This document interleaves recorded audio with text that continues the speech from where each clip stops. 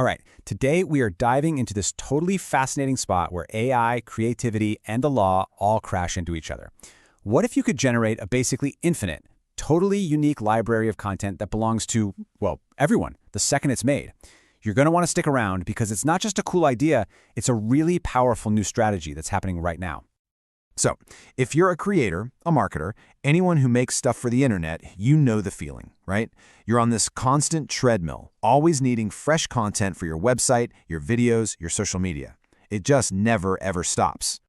And trying to find that content, it can be a total nightmare. You're trying to figure out stock photo licenses, royalty-free music deals, and you're always kind of worried you're going to accidentally use something you don't actually have the rights to. It's a huge pain and a massive bottleneck to getting things done. But what if I told you there was a hidden way, a legal loophole actually, that was created by AI itself, that lets you generate your own totally original library of creative assets that are free to use forever? I know, it sounds way too good to be true, but it's real. Okay, so let's break this down. And just to be clear, we're not talking about doing anything illegal here, not at all. We're talking about using the law and its specific limitations to your advantage. And we're calling it the AI copyright loophole. So first, let's get on the same page with a really important term, the public domain. Think of it this way.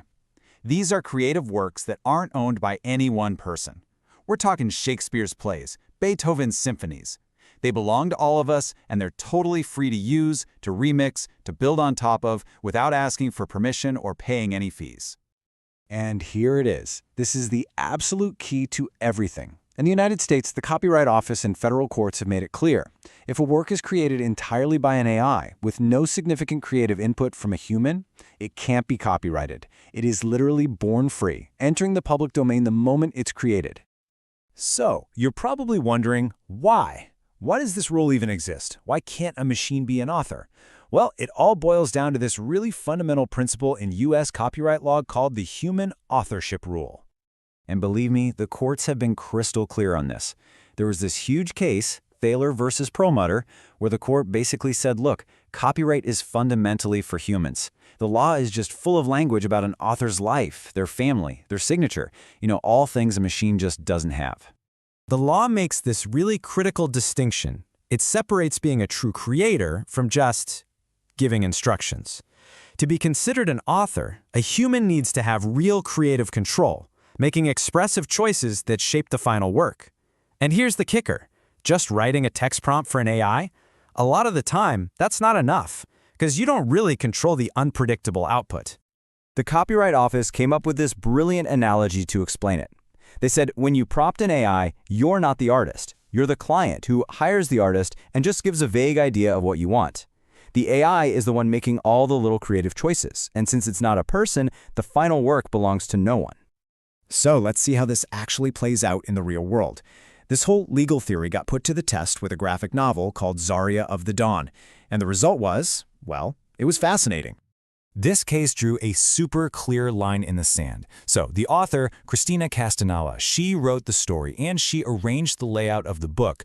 The Copyright Office said, yep, your words, your arrangement, that's your creative work, that's copyrightable. But the images, which were all generated by the AI Midjourney, they were denied copyright. They officially became part of the public domain. Okay, this is where we take all that legal theory and turn it into a powerful, practical strategy you can actually use. We've established that if an AI does all the work, the result is uncopyrightable. So, let's not fight it. Let's lean into it. The key here is to completely reframe how you're thinking about this. The fact that you can't own the copyright to these AI-generated things, that's not a bug, it's a feature. It means you can generate a massive, totally unique library of content that is legally guaranteed to be free for you and everyone else to use for any reason forever. So, how do you build this public domain factory? It's really a simple 4-step process. 1. Pick what you want to make. Images, music, text, whatever. 2. And this is the most important part, use simple, minimal prompts. Your goal is to reduce your own creative input to make sure the AI is the author. That's what guarantees the result is public domain. 3. Generate at a huge scale. And 4. Build your own private library of totally free, unrestricted assets.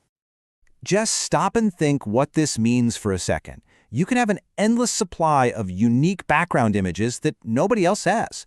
custom music loops for your videos without paying a single cent in royalties, cool abstract patterns for your slide decks. You could even generate huge amounts of text for training other models, all made by you, for you, and totally free from any of those licensing headaches. So what are the bigger implications here? I mean, this is more than just a clever little trick. It could fundamentally change how content gets made and shared. But, and this is a big but, it's important to realize this whole opportunity is, for now, limited by geography. This entire strategy we've been talking about hinges on U.S. copyright law. Other countries, they handle it very differently. Take the United Kingdom, for example. They explicitly grant copyright protection to computer-generated works. So this whole public domain factory idea is, for now, a uniquely American opportunity. And that leaves us with a huge question to chew on. We are right on the edge of an explosion of new, free, public domain content created by AI. Is this going to unlock some unprecedented wave of creativity, giving small creators and artists access to resources they could never, ever afford before? Or is it just going to flood the market and totally devalue the skill, the effort, and the artistry of human creators? The truth is, we're all about to find out.